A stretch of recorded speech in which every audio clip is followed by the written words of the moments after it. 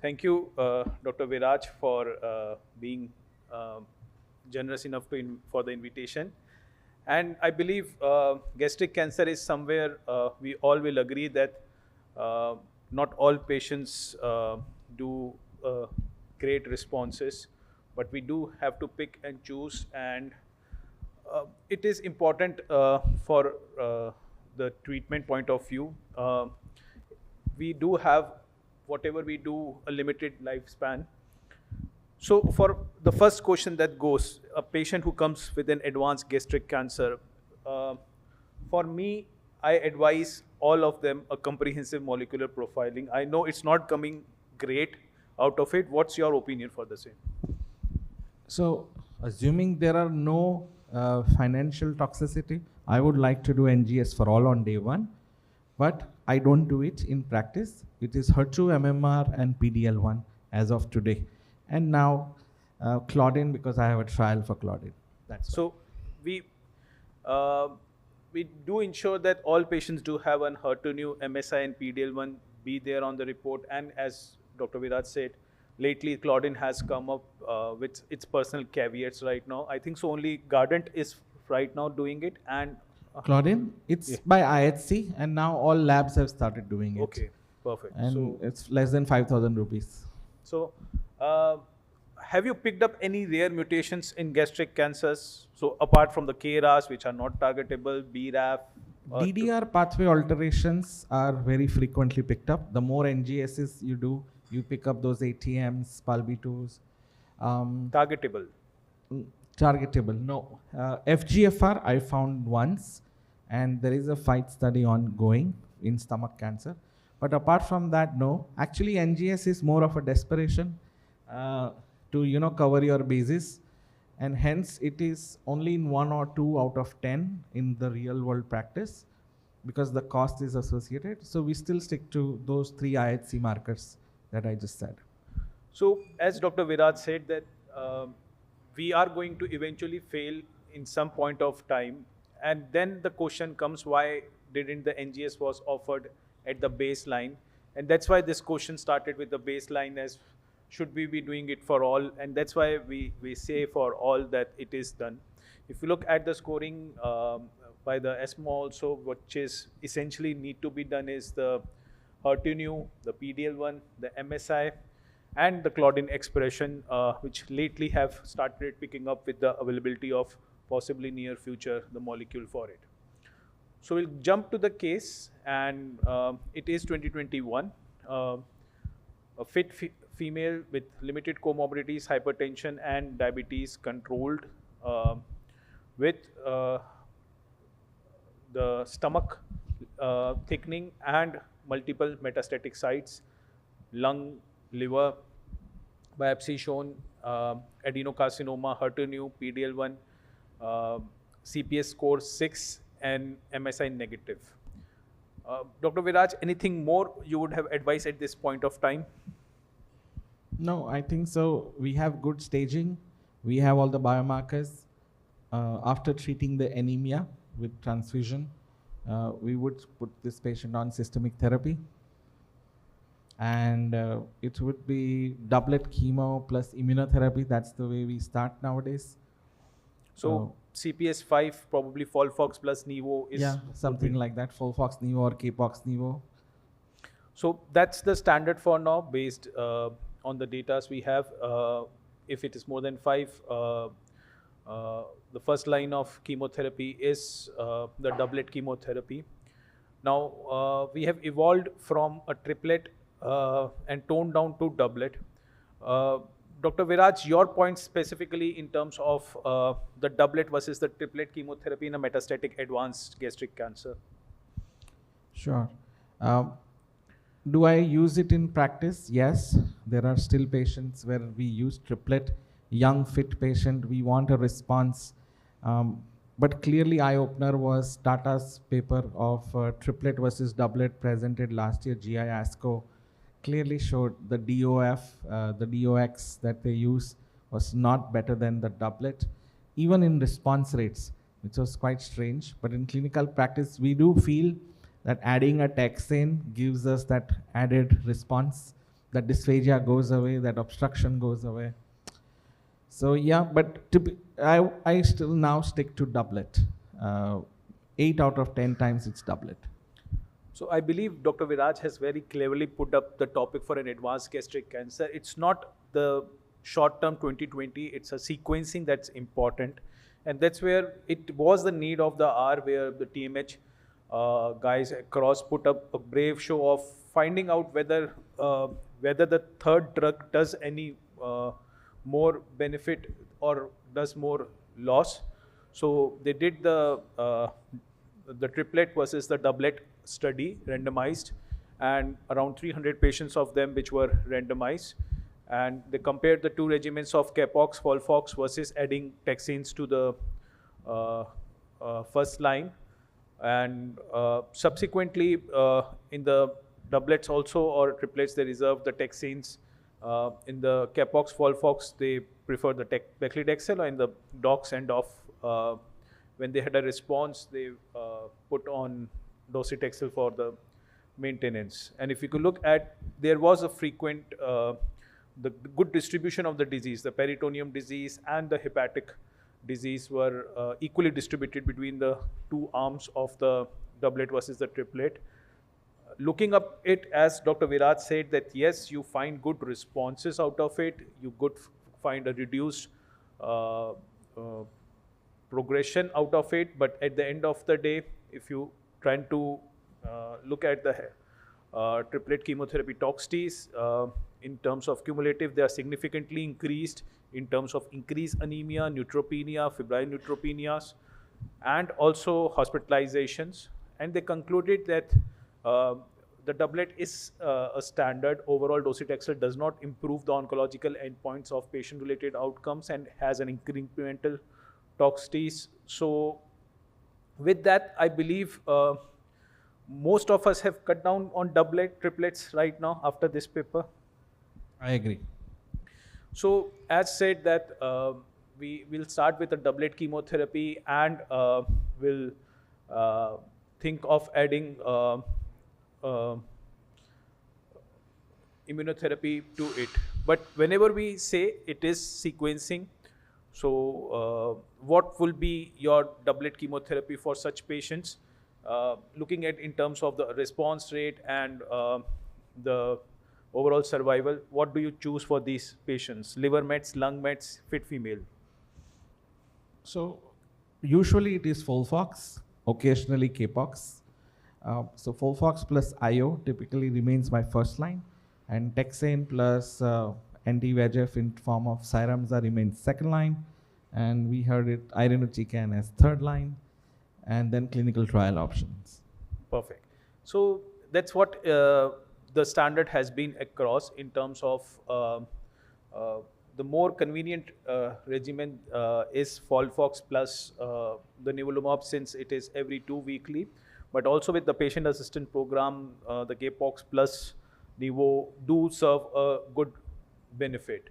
And do you think you would be adding the immunotherapy first line, or you would be reserving it for a second line? First line.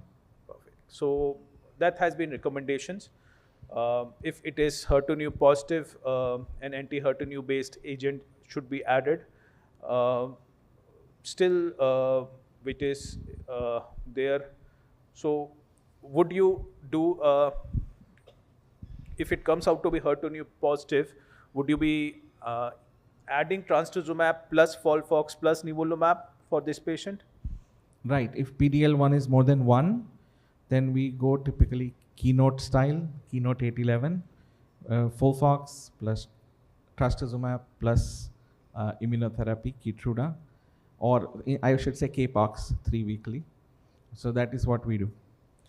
Perfect. So that has been whatever the limited level evidence we have in terms of the same. Now, for those patients, when you're doing Claudin and they have come out to be positive, what's your go-to regimen now? So right now, as I told you, it is still, we don't have these drugs available, zolbetuximab especially. Estelas is, I think, so I heard, planning to launch it next year. But until then, it is only for my clinical trial purpose. My algorithm still remains doublet plus IO first line, Taxane plus Cyramza second line, irinotecan or clinical trial third line. And for just information's sake, have you imported that drug somehow? Not yet. People But I have. know people who have, and I'm not a big fan of this drug because it's just an antibody, right? It's like trastuzumab. So the response rate benefit is just modest with no survival advantage. Or in fact, survival advantage is there, but there's no PFS, right? And even one of the study, Glow or Spotlight, even the ORR is same. Absolutely. So one can ask, you're not improving response, you're not improving PFS, but you're giving me 2 more months to live. So, and patients don't feel better. So it's a very, very mild drug, right? It's not something I want to bet on. So my personal experience has also been very limited. I have given it to 2 patients and both have done not so great. As Dr. Viraj said, that it's not something a game changer, just like a TDXT or possibly the other molecules which we are looking. It is something which is one of the options like other, but I believe in potentially if we do a trial based on comparing the 3 drug versus adding zolpidem, it might not be, but both of them patients failed miserably within 3 months of assessment. So again, and why do you think out of all the cancers we discuss, gastric cancer has been some cancer where whatever regimens you have tried, it's not worked out of magic. You have never crossed that 2-year or 1-year barrier also. Correct. So apart from MSI, nothing works. IO has that ability to give us about 5 to 10% of patients going on and on. Unfortunately, that patient is not with me. They're all with Dr. Anant. But I haven't been fortunate to see a gastric cancer who is not MSI high and surviving ever and ever and ever. So metastatic gastric. I totally agree that even in MSI high gastric cancers, the biology is which detects it further. And I believe surgeons never want to see advanced gastric cancer at any point of time. So this tail, it's just that I'm so desperate to see a patient on this tail of this. It's just that that patient is not with me. So that's why if you look at the numbers at the risk in below, and you look at those patients, there are 2. Now, out of 482 patients which you started, and you give 2 patients at the end of the 2 years crossing, I believe it's a difficult figure to digest for all of us, even though we are following that tail of tail. But let's see what we get at the end of the day, some of those magic responders at some point of time. So as Dr. Viraj said, that for coming back to the case, we did transfusions, corrections, and started on nivolumab. Surprisingly, possibly it might be the effect of the transfusions and IV iron corrections going retrospectively. She did have some improvement. And post 4 cycles, she landed up in certain tox Ts in emergencies with hyponatremia, hypokalemia, multiple loose stools, vomiting, and nausea. Conservative management. And at that point of time, we got PET CT done because there was a clinical deterioration. So, Dr. Viraj, do you think doing a PET CT at this point would have been warranted? She was landed up with something else, but then there was a out of proportionate, disproportionate deterioration in the clinical status. Yeah, it's not common, but it's not uncommon as well. We think in gastric cancer they're doing well, and you do your scan and surprise, they're not doing well. So this is a primary refractory disease. In just 2 months, the patient has progressed. A very bad biology to deal with. So that's what the gastric cancer has always been. No matter how best we try, we gave chemo, immuno combination to the patient. There wasn't a great improvement in the status. It was possibly a temporary effects of the transfusions and the IV corrections we did, but post chemotherapy, she had a deterioration. So again, we did a PET scan and there was a florid increase in the mets, no doubt about it. Now, coming to the rebiopsy of out of it, how many of your patients do you do a rebiopsy, or you believe that doesn't change much? No, unless they are HER2 positive to begin with, I don't rebiopsy them. And do you think that's the loss of HER2 expression also down the lane? Would you be doing any practice changing at end of the day if it is? So although TDXD is approved irrespective of HER2 checking, but your common sense dictates that if there's no HER2, why you want to give them anti-HER2? And then I would like to go taxane plus Cyramza way rather than doing TDXD or continuing anti-HER2 treatment. So apart from that, no rebiopsy in stomach cancer. So that has also been a general dictum, because what you haven't picked in the baseline, you won't pick it in the subsequent CT DNA or the comprehensive genomic profile. So there has never been that excitement, but what has excited for a long time has been that most of these patients do tend to go to the second line. Now, for being in a tier 2 oblique tier 3 CT, 1/3 of my patients do tend to drop out of the first line. What's your experience? Yeah, less than half end up getting on second line. Gastric cancer is a poor biology. Now, these patients do tend to have a liver metastasis. Half of them will be going to an alternative form of treatment. You have great centers around Ayurvedic and a number of other centers which should not be named, but then these do tend to land up in the situations at them because they have given you a chance in the first line, and now they haven't got the response. They have spent it a hell on immuno. Now, it is something which is a common scenario, I believe. Very common. So if it is to be corrected, 1/3 of them will not receive any form of treatment. Out of those 2/3, 1/3 will do multiple alternative form of treatment shopping, and then 1/3 of them will come back.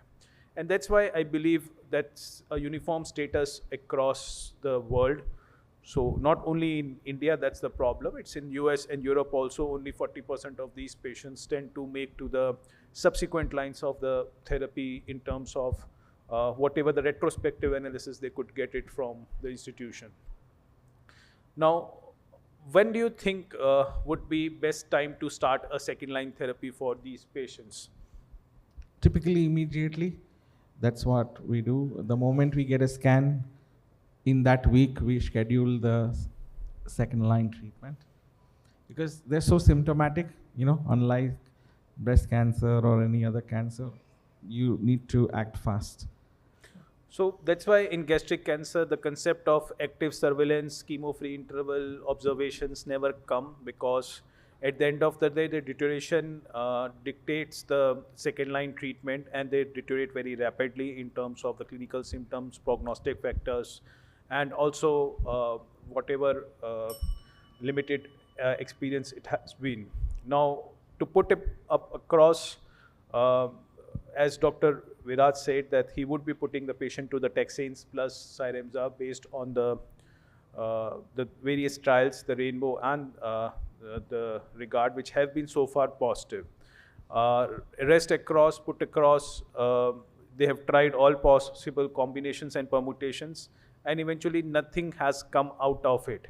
So do you think from Kashmir to Kanyakumari or from Ahmedabad to Guwahati, would there be any change in second line of treatment of these patients? Do you think if the patient goes to any part of the country, he would receive a different form of treatment in the second line gastric cancer? No, so if finances are not an issue, I think so the second line in gastric cancer has always, at least since last 7-8 years, remained steady. It is the taxane and Cyramza. And that's why we both agree that the Rainbow trial has since ages established the second line. In terms of the graphs, whatever you try the combinations, it is the Cyramza plus paclitaxel which has improved the overall survival as compared to the placebo plus paclitaxel. Whichever chemotherapy background you use, the Cyramza has worked brilliantly with paclitaxel and irinotecan also, and both of them you see. And that's where I believe giving them a response is very important. That's your primary endpoint at this point of time. So that's where the Cyramza does 52% increased response, and also nearly doubling of the overall response rate as compared to paclitaxel. Also, irrespective of whether you have used prior trastuzumab, there is an increased disease control rate, increased overall survival rate, and irrespective of whether it's a 65 or 70 or 75 years, doesn't make much difference of the not adding Cyramza.